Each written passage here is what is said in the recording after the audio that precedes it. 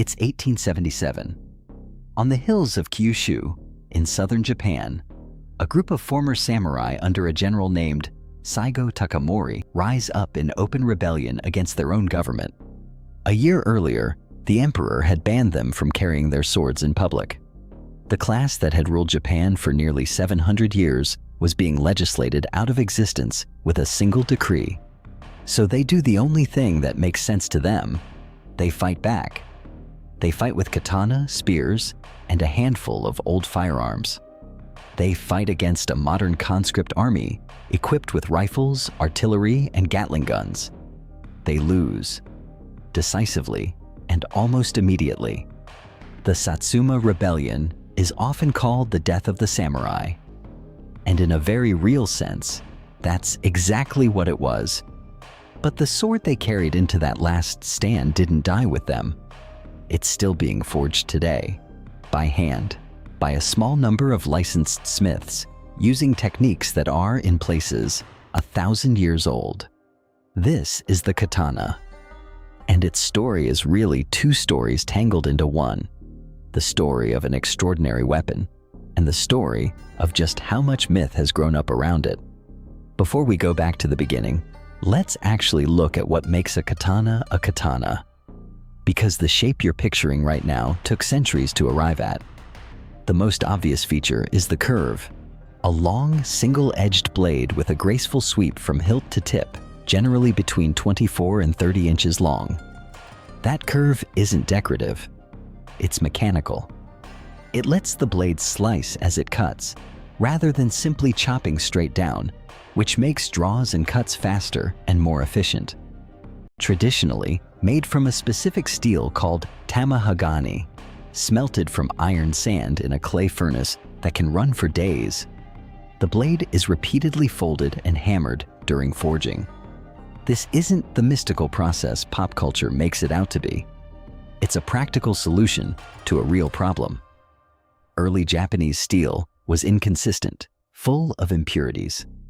And folding it distributed those impurities more evenly and welded the metal into something usable. A technique called differential hardening. Coating the blade in clay before the final quench, thicker on the spine, thinner on the edge, creates a hard, sharp cutting edge and a softer, more flexible spine that can absorb shock without snapping. This is also what creates the wavy, visible line running along the blade called the hamen. As much a signature of the smith as it is a functional feature.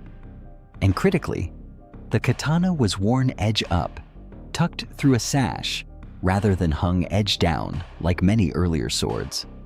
That one design choice meant a samurai could draw the blade and deliver a cut in a single fluid motion, draw and strike combined into one action, rather than two. So, where does this specific shape come from? The answer starts with a sword that came before it, the tachi. Earlier Japanese swords, going back centuries, were longer, more deeply curved, and worn slung edge down from the waist, designed primarily for mounted combat. A cavalry sword, essentially, meant to be swung down at an enemy on foot from horseback. It's worth being honest here too. Japan wasn't forging swords in total isolation from the rest of the world. The folding technique itself has roots connected to sword-making traditions on the Asian mainland, and centuries of trade and contact with China and Korea shaped how Japanese metalworking developed. The katana wasn't invented from nothing. It was refined, over a very long time, from ideas that arrived from outside as much as from innovations that happened at home. The real turning point towards something closer to the katana we recognize today comes in the late 13th century with the Mongol invasions of Japan. Kublai Khan's forces, wearing armor different from what Japanese swordsmiths were used to designing against, exposed weaknesses in the existing tachi design. In response, Japanese smiths began experimenting, thickening blades, adjusting the curve and geometry, searching for a sword that could better handle armored opponents. Out of that experimentation, over the following centuries, the katana as a distinct design gradually emerges, shorter than the tachi, worn edge-up thrust through the sash rather than slung from a cord, and increasingly built for infantry combat and civilian carry rather than exclusively mounted warfare. By the time we reach the Sengoku period, Japan's Warring States era, roughly the 15th through early 17th centuries, the katana has become the signature weapon of the samurai class, produced in growing numbers as constant civil war between rival warlords drove demand for swords sky high. This is also the era of some of the most legendary individual smiths in Japanese history. Names like Masamune and Muramasa, craftsmen whose blades became so prized that owning one was itself a mark of status independent of the wearer's own reputation. By the end of this period, the katana isn't just a weapon, it's a legal and social marker. Under the rigid class structure of the following Edo period, only samurai were permitted to carry a katana and a shorter companion sword called a wakizashi together, a pairing known as daisho, meaning roughly big-little. Carrying that pair in public was, by law, a visible declaration of who you were in Japanese society. A peasant caught carrying one, historically, could be killed for it.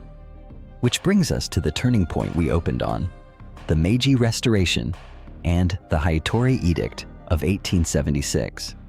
After centuries as Japan's ruling warrior class, the samurai's entire world was dismantled within a single generation.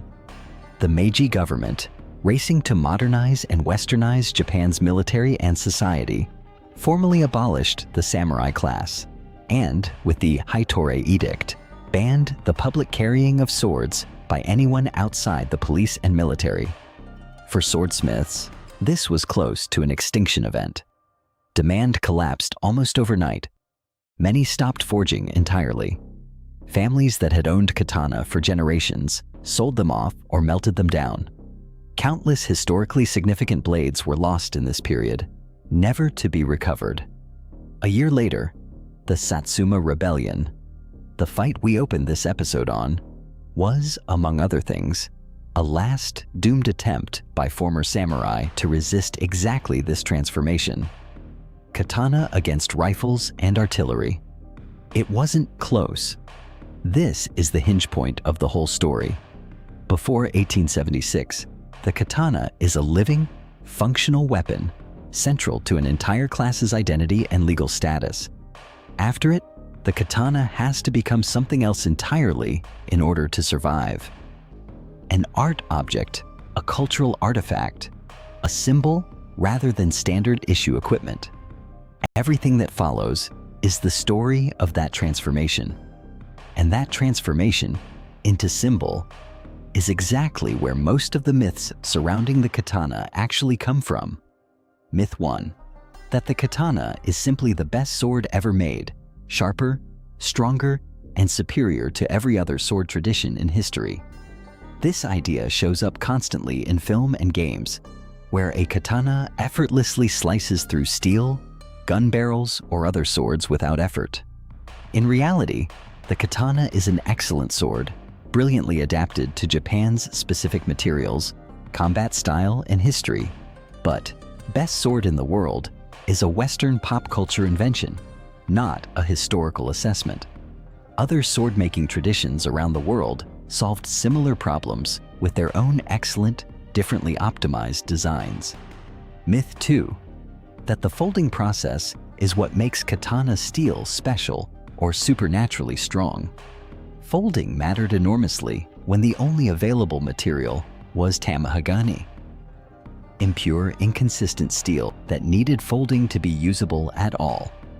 But folding modern, already refined steel adds essentially nothing structurally. Japanese smiths still fold steel today, but that's a matter of preserving traditional craft and cultural authenticity, not because folding modern steel makes a stronger blade. The myth conflates a historical necessity with an inherent, timeless superpower.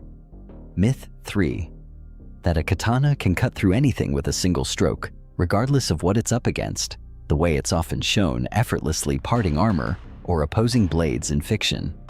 Katana are excellent cutting instruments against unarmored or lightly armored targets. That reputation is well earned. But like any sword, a katana has real limitations against heavy armor or another quality blade. It's a precision tool, not a magic wand. None of this diminishes the katana. If anything, the real story is more interesting than the myth. A sword that evolved over 1,000 years, shaped by war, trade, class politics, and a near-total historical collapse in 1876, refined by real engineering constraints, not folklore. After the High-Torii Edict, swordsmithing doesn't disappear completely, but it barely survives. A small number of master smiths, backed by scholars and cultural advocates, argue that the katana is too important to Japanese heritage to be allowed to die out entirely. Their efforts eventually help preserve the traditional forging knowledge, even as demand for real katana collapses to almost nothing. The craft gets an unexpected and unsettling second life in the 1930s, under Japan's rising military government. As Japan militarizes ahead of the Second World War, the government revives traditional sword forging to produce ceremonial and combat swords for officers, a system known as gunto, split into Army and Navy versions. Traditional smiths, out of work for decades, suddenly have government-backed demand again, though now in service of a different era's war machine entirely. After Japan's defeat in 1945, occupying Allied forces imposed new restrictions on sword possession and manufacture, treating swords as symbols of the militarism they were dismantling. For a period, katana production is effectively banned again. The craft survives a second near extinction thanks to preservation efforts in the following decades. Organizations dedicated to protecting traditional sword-making techniques emerge, and by the mid-20th century, legal frameworks are established to license traditional smiths and regulate authentic sword production, treating it explicitly as a cultural heritage practice rather than weapons manufacturing. Modern Japan requires that swords made in the traditional style still be forged using historical methods by licensed smiths, of which only around 200 remain today. In the decades since, the katana has undergone something remarkable, a complete reinvention as a global cultural icon rather than a weapon. Post-war Japanese cinema, samurai films reaching international audiences, plants the katana firmly in Western imagination. Martial arts, practiced specifically around katana technique, like iaido and kendo, spread globally as living traditions rather than museum pieces.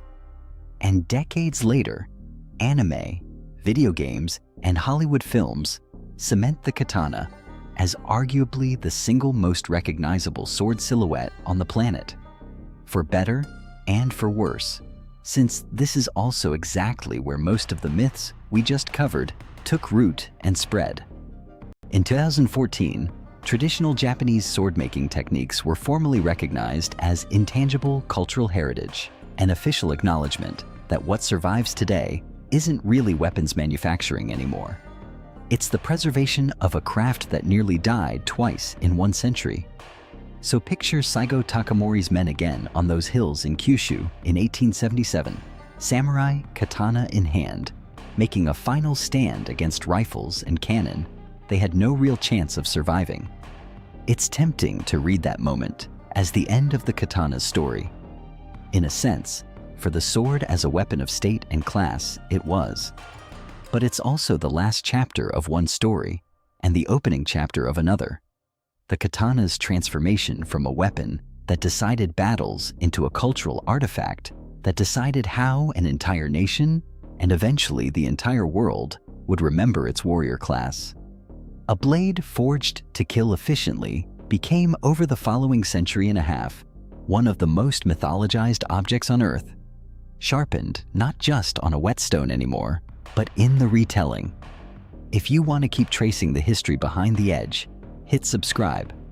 Every episode, we're digging into another blade that shaped a culture or a war, from the Bowie knife to whatever we're covering next.